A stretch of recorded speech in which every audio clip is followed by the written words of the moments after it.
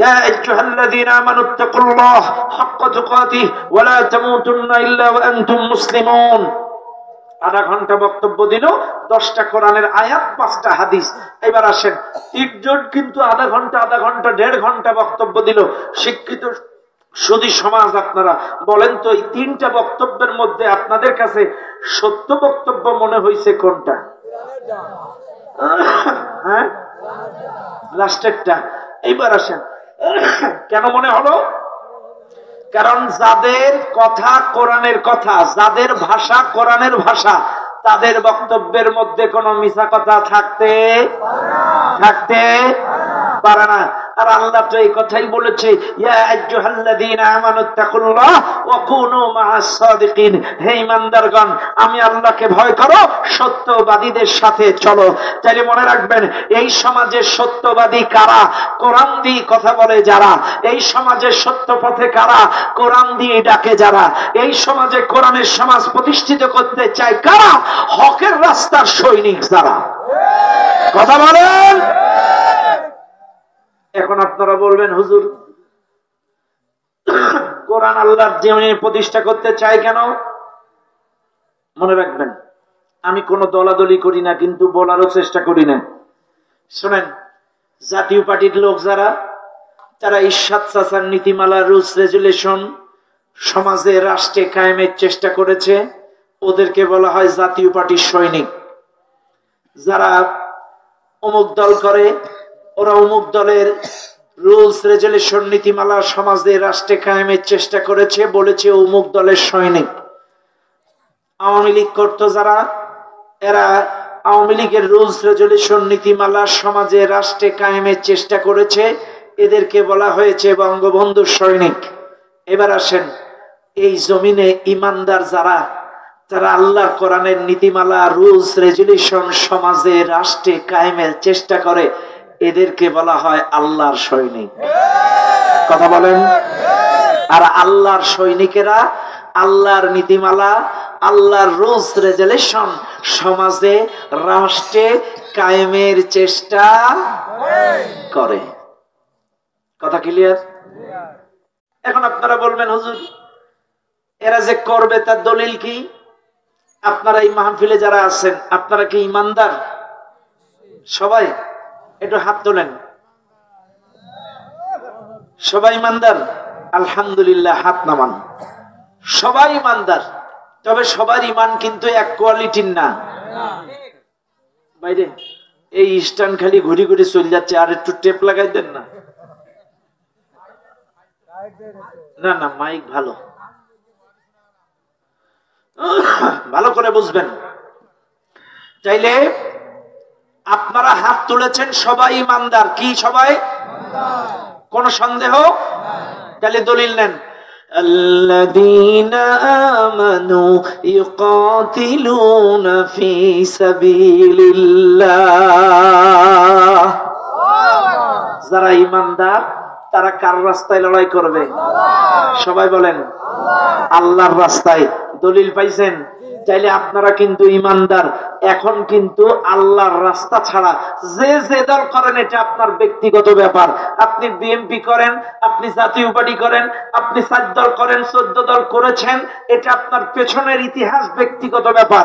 কিন্তু কোরআনের দলিল দিলাম, আল্লাযীনা আমানু ইউকাতিলুনা ফি সাবিলিল্লাহ। যারা ইমানদার তারা আল্লাহর রাস্তায় লড়াই করবে। শুনেন, তাইলে ইমান যাদের ভেতরে আছে, তারা আল্লাহর জমিনে আল্লাহর কোরআন কায়েমের জন্য লড়াই করবে। আর এরা যদি কোরআন বাদ দিয়ে, আল্লাহর রাস্তা বাদ দিয়ে অন্য কোন মতাদর্শের পথে লড়াই করে, তাইলে ওরা ওয়াল্লাযীনা কাফারু ইউকাতিলুনা ফি সাবিলিত তাগুত। যারা অস্বীকার করেছে, যারা কাফের, যারা নাফরমান, যারা বেঈমান, তারা তাগুতের রাস্তায় লড়াই করে, তাগুতের মতাদর্শ কায়েমের জন্য, মানব রচিত মতাদর্শ কায়েমের জন্য। কিন্তু যারা ইমানদার, তারা আল্লাহর মতাদর্শ কায়েমের লড়াই করবে। কথা ক্লিয়ার? দলিল পাইছেন? তাইলে ইমান যদি থাকে, আর কোন জায়গায় লড়াই করা যাবে না। ওয়াকাতিলু ফি সাবিলিল্লাহ, আল্লাহ বলছেন তোমরা আল্লাহর রাস্তায় লড়াই করো। তাইলে ঈমান যদি থাকে আপনাকে কোরআনের জন্য, আল্লাহর জন্য, আল্লাহর দ্বীনের জন্য লড়াই করা লাগবে। এটা সুন্নাত না, এটা নফল না, এটা ফরজ। এটা কি আরো জানেন? ফরজ। এটা আপনার জন্য ফরজ। আর যদি মনে করেন আপনি বেঈমান, আপনি নাফরমান, আপনার মধ্যে ঈমান নাই, তাইলে আপনি মানব রচিত মতাদর্শের জন্য লড়াই করেন, আর কোন আপত্তি নাই। কিন্তু যদি মনে করেন আপনার ঈমান আছে আল্লাহর পরে, আখিরাতের উপরে, রাসূলের উপরে, তাইলে অবশ্যই এই কোরআনের জন্য, আল্লাহর জন্য, আল্লাহর হুকুমত কায়েমের জন্য লড়াই করা লাগবে। ও দুনিয়ার মানুষ, আল্লাহর কোরআন বলেন فليقاتل في سبيل الله الذين يشرون الحياة الدنيا بالآخرة, যারা আখিরাতের বিনিময়ে তাদের জীবন বিক্রি করে দিয়েছে তারা আল্লাহর জমিনে লড়াই করবে আল্লাহর জন্য। কিসের জন্য লড়াই করবে? এই সবাই বলেন, কার জন্য লড়াই করবে? আল্লাহর জন্য। বাইরে এখন আসেন, আল্লাহ দ্বীনের জন্য লড়াই করবেন। এখন দ্বীন কি বুঝেন তো? ওই যে আমি কিন্তু আগেই বলেছি, অনেকেই মনে করে শুধু নামাজটাই দ্বীন। আজকে যারা মনে করে নামাজটাই দ্বীন, তাহলে দ্বীনের বুঝ আপনার মধ্যে থাকার পরেও আপনারা মারামারি করেন কেন? হ্যাঁ, কয়দিন আগে বাইতুল মুকাররমে জুতা মারামারি হলো। এরা নামাজি না বেনামাজি? নামাজি। এই যে গতকালকে সোহরাওয়ার্দী কি বলে কাকরাইল মসজিদের সামনে বিশাল শোডাউন চলেছে দুই গ্রুপে, এরা কি নামাজি না বেনামাজি? কেন? নামাজটাই যদি দ্বীন হবে, এটাই যদি দ্বীনের রাস্তা হবে, এটাই যদি সঠিক হবে, আমি কিন্তু ছোট করছি না, আবারও বলছি নামাজ সর্বোত্তম ইবাদত, কিন্তু নামাজটাই শুধু দ্বীন, এটা যদি চিন্তা করে থাকেন তাইলে আপনাদের মধ্যে গ্রুপিং কেন, মারামারি কেন? দেখেন না এই দেশে ইসলামী আন্দোলন যারা করে আজ অব্দি প্রতিষ্ঠা লগ্ন থেকে তাদের মধ্যে পদ পদবী নিয়ে, দল নিয়ে কোনো মারামারি হয়েছে? জোরে কোন হয়েছে? কেন হয় নাই? কারণ তারা বুঝেছে আল-ইয়াওমা আকমালতু লাকুম দীনাকুম ওয়া আতমামতু আলাইকুম নি'মাতি ওয়া রাদিতু লাকুমুল ইসলাম দীনা। আল্লাহ দ্বীনটাকে পরিপূর্ণ করে দিয়েছে, আর এরা পূর্ণাঙ্গ দ্বীন নিয়েই কাজ করে। কিন্তু যারা আংশিক আংশিক নিয়ে পড়ে থাকে ওদের মধ্যেই যত মারামারি। এই কথা কানা কথা কথা ঠিক না বেঠিক? আংশিক আংশিক দ্বীন নিয়ে যারা আছে এদের মধ্যেই যুগে যুগে মারামারি হইছে, হচ্ছে। কিন্তু যারা পরিপূর্ণ দ্বীন বুঝেছে, হক বুঝেছে, তাদের মধ্যে গ্রুপিং নাই, মারামারি নাই। কথা বলেন ঠিক না বেঠিক? দুনিয়া মানুষ শুনে নেন, আজকের এই মাহফিলের জনগণ, তাহলে বুঝার চেষ্টা করবেন আমার ভাইরা বাবাজিরা, আমার দিনটাকে আনুগত্য করাটাকে দিন বলে, বিচার দিবসটাকে দিন বলে, রাষ্ট্রীয় আইনটাকে দিন বলে। কিন্তু এই দেশের অসংখ্য মুসলমান নামাজ পড়ে, রোজা করে, জিকির করে, হজ করে, নামাজের দাওয়াত দেয়, কিন্তু রাষ্ট্রীয় আইনটাকে তারা দিন মনে করে না, এই সিয়ারটাকে দিনের অংশ মনে করে না। কিন্তু আজকে আপনাদেরকে বলে যাই, এই সিয়ারটাও কিন্তু দিনের অংশ, এই সিয়ারটাও কিন্তু দিনের অংশ। আজকে দেশের মানুষ সমর্থন করে না, এই জন্য সমাজে পূর্ণাঙ্গ দিন কায়েম হচ্ছে না। আজকে আপনারা একটু ভালো করে শুনে নেন, ভালো করে শুনে নেন। আল্লাহর নবী মূসা আলাইহিস সালাম গোটা মিশরের মধ্যে যখন দিন প্রচার করলো, হক প্রচার করলো, সত্য প্রচার করলো, গোটা মিশরের মধ্যে যখন দিনের দাওয়াত দিল, মূসা আলাইহিস সালামকে একটা ফুলের টোকাও কিন্তু ফিরাউন মিশরের ভিতরে যায় মারা নাই। এইবার মূসা আলাইহিস সালাম যখন দাওয়াত দেয়, আল্লাহ পাক ডাক দিয়ে বলে, মূসা শুধু নরম নরম জায়গায় দিনের দাওয়াত দিলে চলবে না, মূসা একটু শক্ত জায়গায়ও দিনের দাওয়াত দাও। মূসা আলাইহিস সালাম দেরি করলেন না, তাড়াতাড়ি তিনি আল্লাহকে প্রশ্ন করলেন, আল্লাহ আমি নরম নরম জায়গায় পাড়া মহল্লায় গ্রামে গঞ্জে দাওয়াত দেই, তুমি তো আমারে শক্ত জায়গার কথা বললে, শক্ত জায়গার মানে কি একটু বুঝায় কও। এইবার আল্লাহ ডাক দিয়ে বলে, মূসা শক্ত জায়গার অর্থ হলো ফিরাউনের রাজ দরবার, শক্ত জায়গার অর্থ হলো ফিরাউনের সংসদ, ফিরাউনের সংসদেও একটু দ্বীনের দাওয়াত দাও। মূসা আলাইহিস সালাম দেরি করলেন না, তাড়াতাড়ি তিনি রওনা দিলেন ফিরাউনের রাজ দরবারে। মূসা আলাইহিস সালাম, ফিরাউনের সংসদ অধিবেশন চলতেছে, রানিং অধিবেশন চলতেছে। এমন সময় ওই সংসদে যে মূসা আলাইহিস সালাম যে ডাক দিয়ে বললেন, ফিরাউন সমস্ত মতাদর্শ ছেড়ে দাও, লা ইলাহা ইল্লাল্লাহ মেনে নাও, আল্লাহ ছাড়া আইনদাতা নাই, বিধানদাতা নাই, এটা তোমরা মেনে নাও। যে মূসা আলাইহিস সালাম ফিরাউনের সংসদে এই দ্বীনের দাওয়াত দিলেন, সঙ্গে সঙ্গে ফিরাউন কিন্তু চেয়ারে ছিল বসা, রানিং অধিবেশন চলছিল। ফিরাউন চেয়ার থেকে উঠে গেল দাঁড়ায়া। ফিরাউন বলে, ওয়াকালা ফিরাউন যারুনি আক্তুল মূসা, আমাকে ছেড়ে দাও, আমি মূসাকে হত্যা করব। ওয়ালিয়াদউ রাব্বাহু, ডাকুক রবকে, আমি ওকে মেরে দেব। রাজ দরবারের সংসদ সদস্যরা, এমপিরা প্রশ্ন করলো, তুমি মূসাকে কেন হত্যা করবা? ফিরাউন বলেছিল, ইন্নী আখাফু, আমার ভয় হয়, আন ইউবাদদিলা দীনাকুম আও আন ইযহিরা ফিল আরদিল ফাসাদ, আমার ভয় হয় মূসা দেশব্যাপী ফাসাদ সৃষ্টি করে আমার রচিত বিধান, আমার রচিত আইন পরিবর্তন করে আল্লাহর আইন কায়েম করতে পারে, এই জন্য আমি মূসাকে হত্যা করব। শুনে নেন, আজকে চুয়াডাঙ্গার মানুষ মূসা নবী গোটা মিশরে দাওয়াত দিল, কেউ কিন্তু তাকে মানল না। যেই সংসদে গেল সেই মাইর। তার মানে ফেরাউন বুঝে গিয়েছে, ও যদি এই জায়গায় থাকে, আমার আইন, আমার রচিত সংবিধান পরিবর্তন করে আল্লাহর আইন কায়েম করতে পারে। আজকে 16টা বছর বাংলাদেশের দিকে তাকান, এত হুজুর, এত পীর, এত দল, এত মুরব্বী, এত শায়েখ, কারোর উপরে নির্যাতন নাই। 16টা বছর মার খাইছে তারা, ওই চেয়ার পরিবর্তনের দাওয়াত দিয়েছে যারা।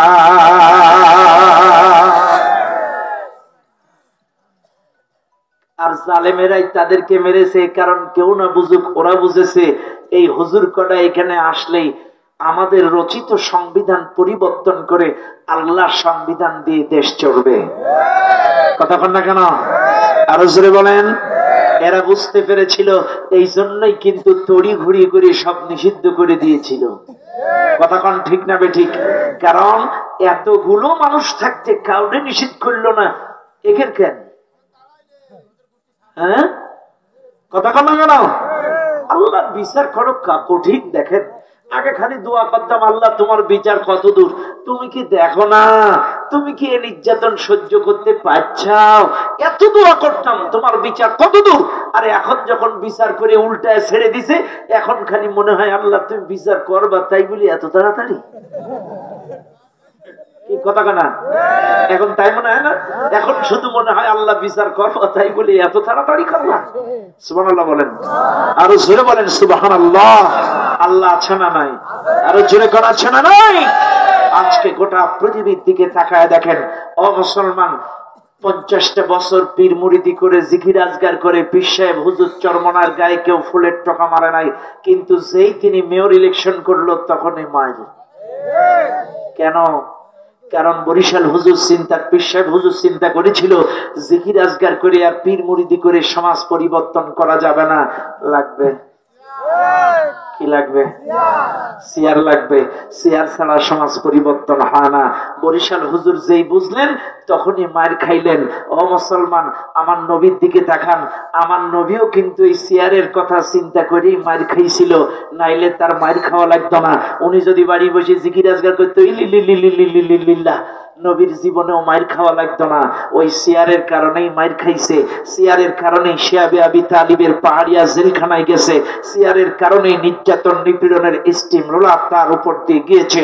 অসংখ্য সাহাবা আজমাইনের জীবন দিতে হয়েছে, অসংখ্য সাহাবা আজমাইনকে মরতে হয়েছে, রক্ত দিতে হয়েছে।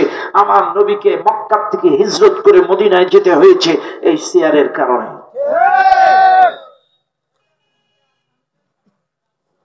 আমার নবী 13টা বছর ধরে মক্কায় 88 84টা সূরা দিয়ে সুদ ঘুষ জেনা ব্যভিচার শিরক বিদআত বন্ধ করতে পারে নাই। যখনই তিনি মক্কা থেকে মদিনায় যে দাওয়াতি কাজ করে, উহুদ বদর খন্দক লড়াই করে, রাষ্ট্রীয়ভাবে যখন এই সিয়ারটা দখল করে কোরআনী শাসন চালু করলো, অটোমেটিকলি সমাজ পরিবর্তন হয়ে গেল। ভাইরে, তোমরা সুরতটা মানো, সিরাত কেন মানো না? সুরতটা দাড়ি, সুরতটা টুপি, সুরতটা পাঞ্জাবি, সুরতটা পাগড়ি, কিন্তু সিরাত হলো রাস্তা, সিরাত হলো পথ, সিরাতুন নবী। আমার নবী কোন রাস্তায় মার খাইলো, কোন রাস্তায় দাঁত ভাঙলো, কোন রাস্তায় জেলখানায় গেল, কোন রাস্তায় যে লড়াই করে তিনি সিয়ার পরিবর্তন করে কোরআনের শাসন কায়েম করলো। এই রাস্তাটা যতদিন এদেশের মানুষ না মানবে, এই সমাজ পরিবর্তন হবে না। সকল দলের মতের মানুষগুলো যদি এক হয়ে যায় আর এই চেয়ার পরিবর্তন করে সৎ শাসক এবং আল্লাহর আইন যদি কায়েম হয়ে যায়, এই সমাজ পরিবর্তন হবে, সময় লাগবে না। সৎ লোকের শাসন চাই, আল্লাহর আইন চাই। আইন আছে, সৎ লোক নেই। সৎ লোক আছে, আইন নাই। 2001 থেকে 6 সাল পর্যন্ত দুটো ভালো মানুষ মন্ত্রী ছিল। রাগ করবেন না, সবাই ভালো, কিন্তু দুটো মানুষের বিরুদ্ধে মঈন ফখরুদ্দিন দূরবীন দিয়ে খুঁজেছিল কোন দুর্নীতি আছে কিনা। একটা টাকার দুর্নীতি এই দুটো মন্ত্রণালয়ে খুঁজে পায়নি। তারা লোক ভালো, কিন্তু আইন না থাকার কারণে কিছু করতে পারেনি। আর এই 16টা বছরে আইন ছিল কিন্তু লোক ভালো ছিল না, যার কারণে চুষে খাইয়ে মানুষ খায়, তাই বলে হজমি বড়িও লাগে না, একে তাও লাগেনি, আশ্চর্য হয়ে যাবেন। এদেশ আমার, এদেশ আপনার, এদেশ সত্যবোধ আমার আপনার মধ্যে থাকতে হবে। 16টা বছর আমাদেরকে শুনিয়েছে স্বাধীনতার পক্ষের শক্তি, দেশের শক্তি, কিন্তু বিশ্বাস করেন 5% যদি দেশপ্রেম থাকতো, এদেশের সম্পদ সম্পত্তি পাচার করতে পারত না।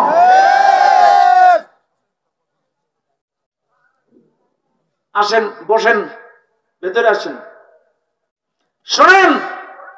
দেশত্ববোধ থাকলে হাজার হাজার ছাত্রের বুকে গুলি চালাতে পারত না। দেশত্ববোধ থাকলে হাজার হাজার আলেমকে বিনা অপরাধে জেলখানায় ঢুকাইতে পারত না। আজকে দেশপ্রেম না থাকার কারণে দেশের মানুষকে হত্যা করেছে, দেশের টাকা পাচার করেছে।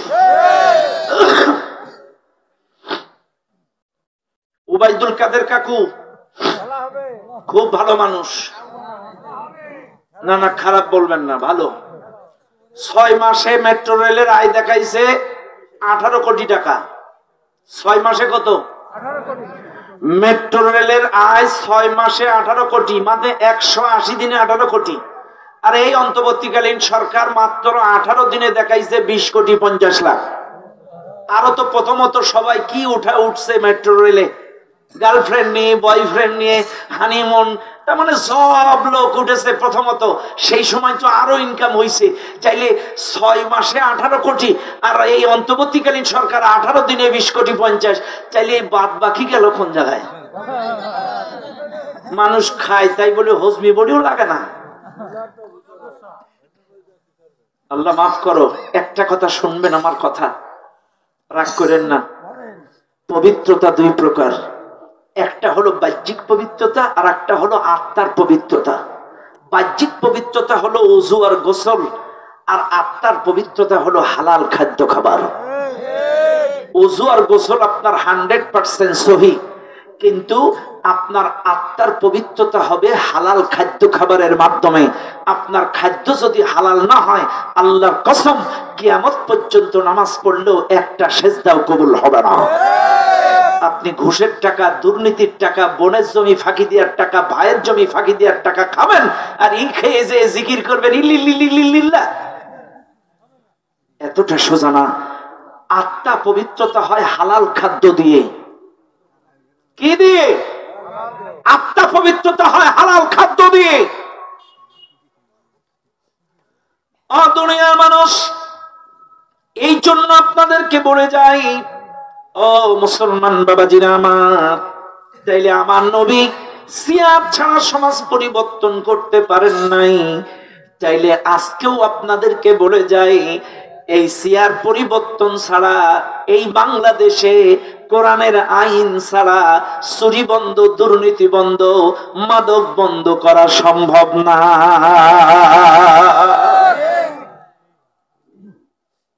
এটাও সিয়ার। এটা কি? ইউনুস কাকুরটাও সিয়ার, এটাও সিয়ার, ইউনুস কাকুরটাও সিয়ার। এখন আমি যদি এই সিয়ারে বলে বসি, বাবারা চুরি করবেন না, চুরি করা মারাত্মক গুনাহ, আমার যদি শহীদ হয়ে যায় কাল থেকে চুরি বন্ধ হবে। কিন্তু ইউনুস কাকু যদি একবার বলে চোর চুরি করলে চোরের হাত কেটে দাও, কোরআনের আইন এইটা আজকের থেকে বাস্তবায়ন করা হলো, একবার যদি আইনটা বাস্তবায়ন করে, বলেন তো কাল থেকে চুরি বন্ধ হবে কিনা? চাইলে বলেন এটাও সিয়ার, ওটাও সিয়ার। এই সিয়ারে ওয়াজ করলো এই দেশের হুজুরেরা, একদিনও চুরি বন্ধ হলো না, কিন্তু ওই সিয়ারে বসে একবার যদি আইনটা কায়েম করে, চুরি আর থাকবে নাকি? তাহলে বোঝা যায় এটা সিয়ারের কারামতি। কথা না? সিয়ারের কারামতি। সিয়ার যদি বড় হয়, আদেশ নিষেধ কার্যকর হয়। সিয়ার যদি বড় হয়, আদেশ নিষেধ কার্যকর হয়। আর সিয়ার যদি ছোট হয়, তাইলে লাগবে কি? সিয়ার। মনে থাকবে আপনাদের? আপনারা অনেকেই মনে করবেন যে হুজুর এগুলো পাইলেন কোন জায়গায়? এটা কোরআনের আয়াত এবং হাদিস দিয়ে দলিল দিয়ে গেলাম, কোরআন হাদিস দিয়ে দলিল দিয়ে গেলাম।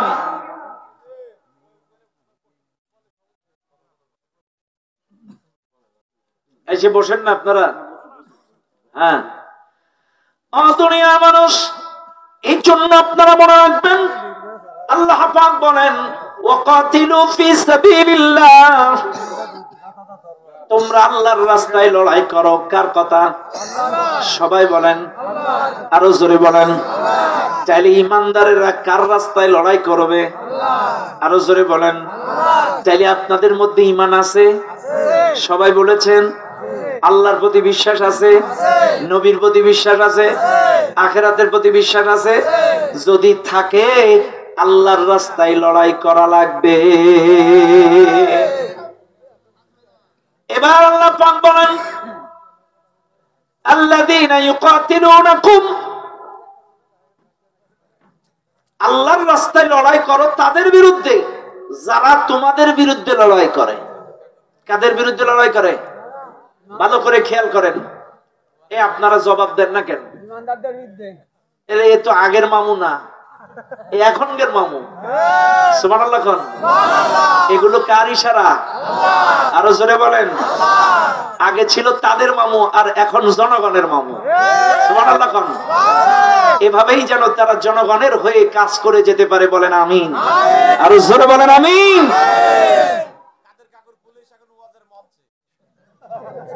না না, আমাদের মামু। কথা ঠিক না বেঠিক? ভালো করে খেয়াল করবেন।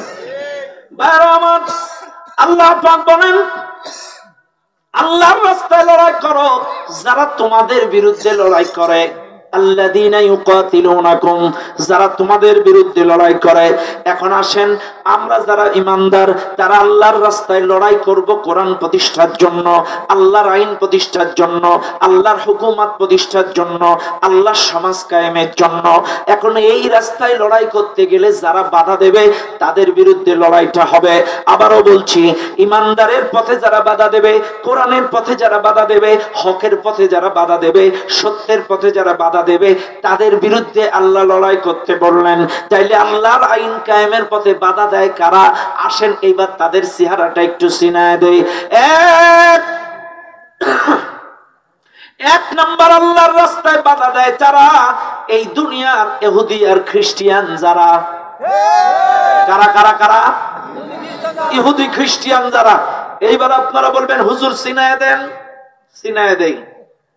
খেয়াল করেন, ইরাকে যখন ইসলামের গণজোয়ার বয়ে যাচ্ছে, তখন ওই ইহুদি খ্রিস্টানরা ইরাকে জঙ্গিবাদের নাটক করে বোমা মেরে তছনছ করে দি ইরাকের সাদ্দামকে পরিকল্পিতভাবে হত্যা করলো।